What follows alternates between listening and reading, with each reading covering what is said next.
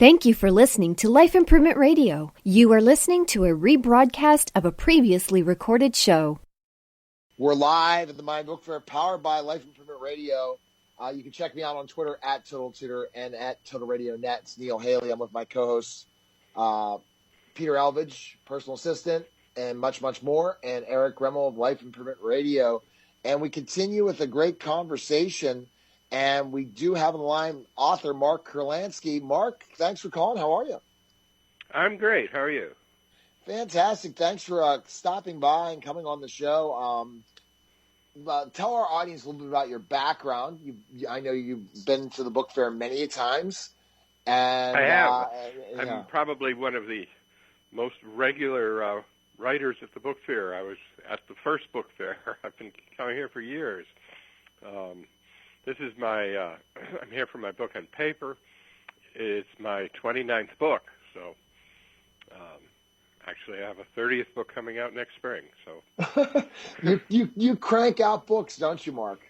I guess I do. You know, I sort of have this work ethic. You know, I go to work every day, and if you do that, you end up producing a lot.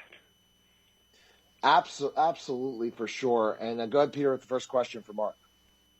Yeah, so that is just, wow, 30 books. Oh, my gosh. My question would be to you is, how do you keep going? How do you keep coming up with more ideas and not getting stuck and being able to just keep cranking out these awesome stories, these awesome... I don't really know the answer to that. I think... I mean, it goes to the question of why do I write at all, and why do I want to do this every day? And hello. I think, basically what I do is I sit alone in a room and talk to myself. And I think I enjoy my own company. I have wonderful conversations with myself. They continue when I walk my dogs. It's still going on in my head, and I don't know.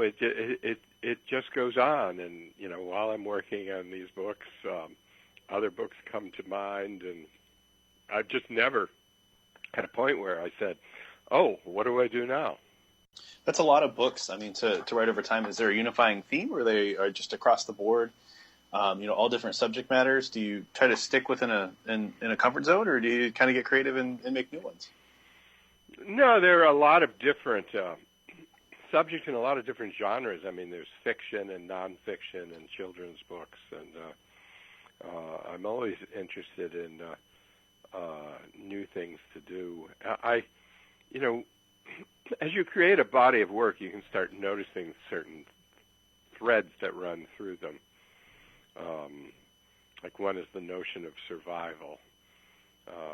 Just curiously keeps coming up in all my books in different ways, and they're all coming from the same head, so certain things that go on in that head just keep coming out. Makes perfect sense. Now, you said you have some new stuff coming out soon, too? Yeah, I have a book about the city of Havana that comes out in March. Very nice. Did you travel there for research, or did you just kind of do a lot of local online stuff? I've been going to Havana fairly regularly since the early 80s. Wow. Originally as a Caribbean correspondent, and then in connection with different things I was writing. And I've done so many things in so many places that, but there is a Caribbean theme to my work. I've done 5 or 6 books about the Caribbean. A book about baseball in the Dominican Republic, and collection of short stories. My first book, A Continent of Islands, was about the Caribbean. So I've always had this interest in the Caribbean. And I've been going to Havana all these years and seeing it change. Okay. Yeah. Mark, I was thinking about two questions. I'd love to talk a little bit more about paper, but also the thought process of Cuba. And you've been to Havana many times, and now it's going to become more of a tourist spot and opening up Cuba more to the United States. What are your thoughts on this, and are you excited about this process and all that? Yeah. Mark, I really want to discuss a little bit more about the history of paper and paper, but When you brought up, trips to Havana many different times in your next book, what are your thoughts with the United States and how more and more open to relations with Cuba, and how more and more Americans are going to be traveling to Cuba? Well, the thing you have to realize is that Cuba has been changing without America. The big change in Cuba was the end of the Soviet Union. And since then, Cuba has been opening up to tourism without Americans. And, the famous tourism years of the 1950s, I think it was 1957, was the biggest year for Cuban tourism. It was about 350,000. They're now having over 1 million tourists a year, mostly not Americans.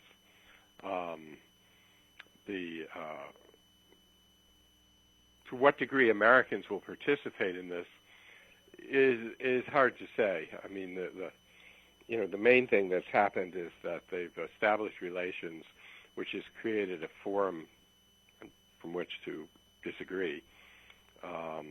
They haven't. There hasn't been a lot of connections. I mean, there's been little things that get a lot of press, like you can now buy more cigars and stuff. But fundamental changes have not yet happened. The Cubans want to see them end the embargo, which hasn't happened. It takes an act of Congress. And the Cubans want to see them out of Guantanamo. If those two things were to happen, there would be huge changes in the American-Cuban relationship. But, there's also the question of what do the Cubans want from a Cuban-American relationship, because the Cuban-American relationship before the revolution was not very happy for the Cubans. And so, what would they do to try to make sure that it didn't end up being back like that? These are all things that are very hard to predict. And now with everything changing with the format of the new president and everything, President-elect Trump, we have no idea what's going to happen, Mark. But how are you able to travel to Cuba? You said the United States really doesn't travel to Cuba. How is that? How are you allowed to go there compared to some because people? I'm a journalist. Journalists have always been allowed to go there. Really? Oh, so journalists are allowed. Interesting. Oh, but no one else. Okay, and now it's changed. No, you can go there, which actually is how a lot of people are going nowadays. You can go there with a research project, or like if you're a musician, you can go with a group of musicians studying Cuban music, or doctors studying the healthcare system, or there's that kind of possibility. There's a travel agency in New York, has been for years and years, that puts together these kind of trips. Wow, okay. There's been a flight from Miami once a day to Cuba for years and years. Most people don't realize that. Wow.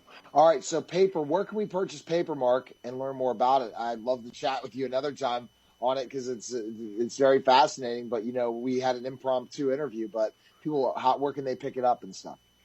Well, I mean, you can get it, anywhere where you buy books. It's a history of paper, which has a 2,000-year history, and what it really ends up doing is you end up learning a lot about what the relationship is between society and technology. I had started this book with the idea that, I was writing this at the end of paper, and it's not the end of paper. And, it's not true to think that technologies necessarily eliminate other technologies. They tend to create alternatives. So you can get this book by ebook or by hardbook, whichever you want. All right. Well, Mark, thanks for calling. Best of luck, and enjoy the rest of the book fair. Yeah, nice talking to you. Take care. Okay, bye. You're listening to Author's Corner, powered by Life Improvement Radio, live from the Miami Book Fair, and we'll be back in just a moment.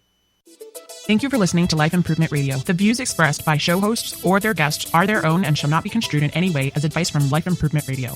We make no recommendations or endorsements for radio show programs, services, or products mentioned on air or on our website. Personal perspectives expressed by the producers, writers, or editors will always be presented as such. Any rebroadcast or retransmission without the expressed written consent of Life Improvement Radio is strictly prohibited. Thanks for listening.